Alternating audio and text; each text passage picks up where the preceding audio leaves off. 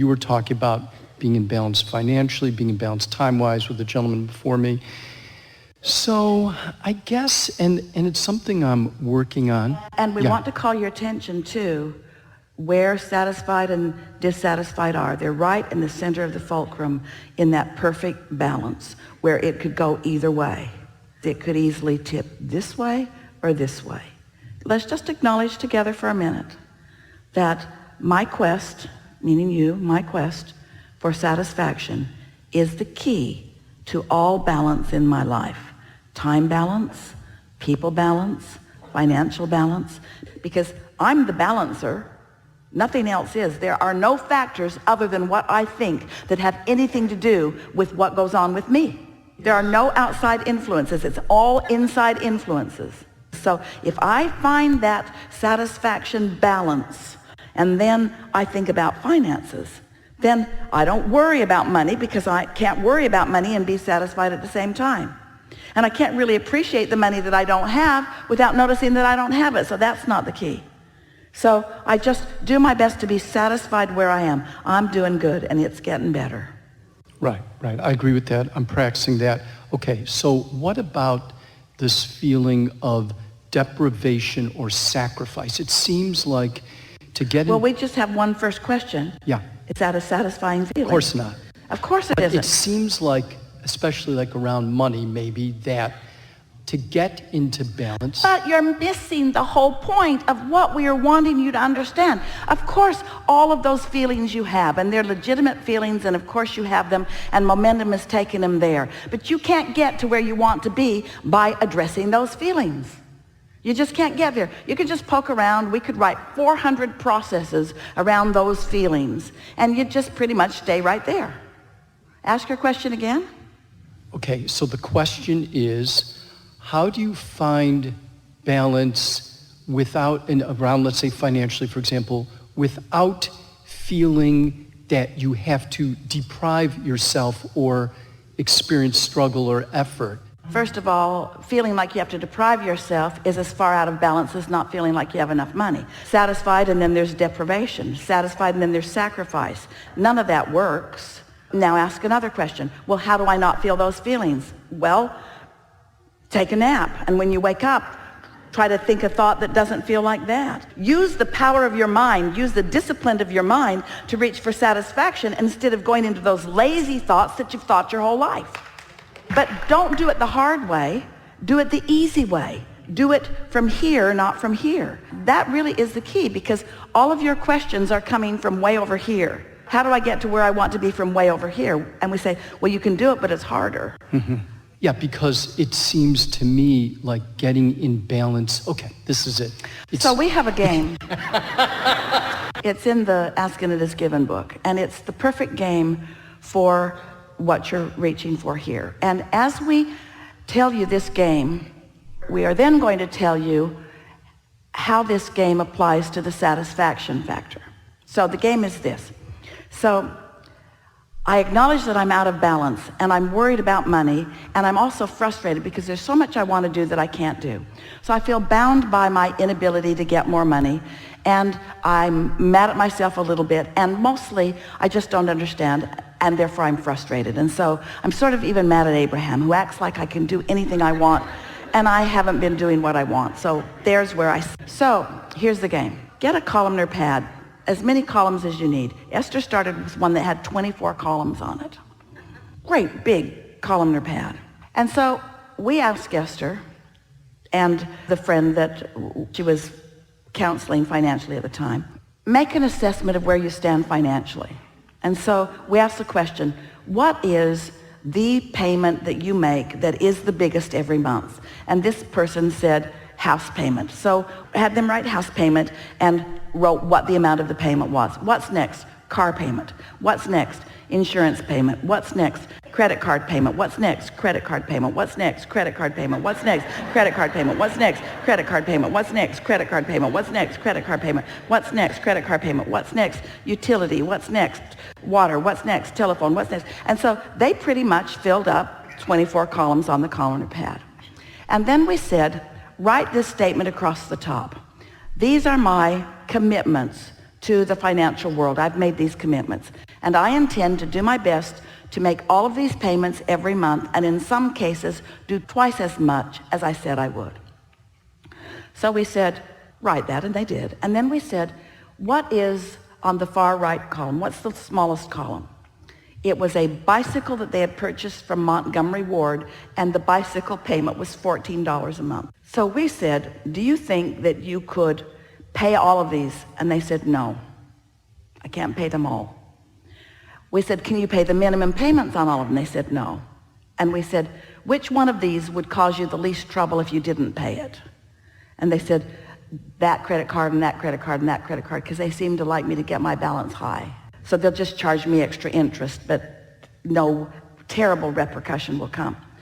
So I said, all right, we would encourage you to write 2 checks to Montgomery Ward, make 2 bicycle payments. And they said, that seems weird. Why would I do that when I can't do that? And we said, because you can't do that anyway.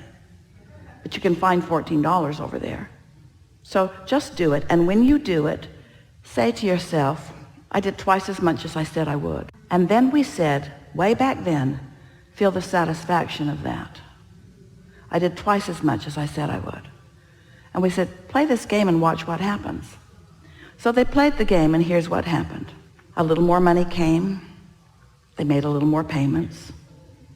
But the big thing that happened was, instead of going to the mailbox with trepidation and fear, instead of stacking up the bills and not wanting to open them, within a very short time, it became a game.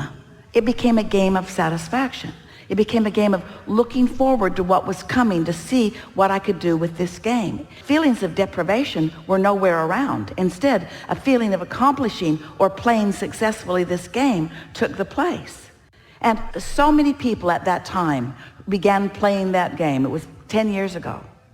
Began playing that game and began receiving the feeling of satisfaction from it. And little did they know that a feeling of satisfaction is the key to opening the door. Because when you feel satisfied because you've done something so silly seeming as making 2 bicycle payments when there were other payments that you were having a hard, who knew that that feeling of satisfaction would then open the door and make you then more receptive, have better timing, be in the right place at the right time. Avenues of financial gain became apparent to them that were not apparent to them before, because in satisfaction they were in the receiving mode, while in dissatisfaction they had that door closed. We're not kidding you. It will seem like magic. It will feel fun to you. You will feel the satisfaction of it, and it will tip the balance of where you are. And it takes so little to tip the balance in order to make a big difference in what happens. When you allow yourself access to the leverage of the energy of the universe that creates worlds, when you just let that door open on your behalf just a little bit, big things happen in your experience. And if you do less than that, if you hold yourself in virtuous dissatisfaction as you face the fact of your financial insecurity, you can't get ahead ever. You just work harder and longer. You say things to us like, the more I make, the more I spend, I just can't get ahead, I just can't get ahead, when you can. It's an emotional shift. It's not an action shift. It's an emotional shift. It's a determination, because the emotion is the indicator of the vibration. And we're talking to you about you being the creator of your experience, but we're not talking to you about the action part of your experience. We're talking to you about the vibrational turning thoughts to things part of it. And so when we offer you a process like this that shifts your vibration just a little bit, puts you more in the receptive mode, then as these thoughts are turning to things, it won't be long before you're out there in the action part of it, manifesting all of that. But it's like you got to put the seed in the ground first, and you got to tend to it first, and it's going to come up, and it's not going to have any money on its ears yet. It's just going to be a little plant that doesn't have any corn on it yet. But in time, if you tend to it enough, if you are satisfied enough that you'll go water it, then you'll tend to it and that you'll believe in it. Before you know it, it will be productive in your experience in the way that you now want it to be. And your disappointment, we love you so much, your disappointment is that it's not showing you everything you want in terms of manifestation now. That's not how it works. It will show you in the vibrational phase, but you've got to be tuned to be happy with what you're seeing vibrationally. You've got to be happy with the feeling, not need the money before you're happy. You've got to be happy with the feeling. You've got to be happy that you can be satisfied. And then you begin to notice that a balanced budget is both money in and money out. It's what's coming in, for sure it is, and more will come, but it's also what's going out. And so many people are spending money because they think that's the way to satisfaction.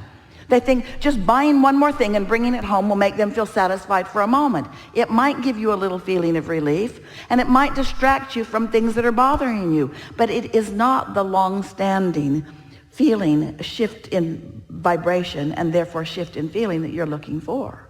Mm-hmm. So in terms of the outgo, how would you approach, I guess I was going to say, how would you approach that?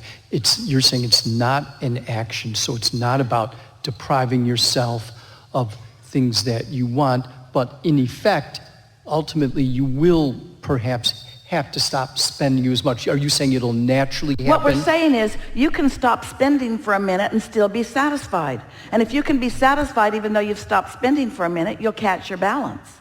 But it's not about the action, it's about the satisfaction. Don't look for satisfaction through action, look for satisfaction through thought.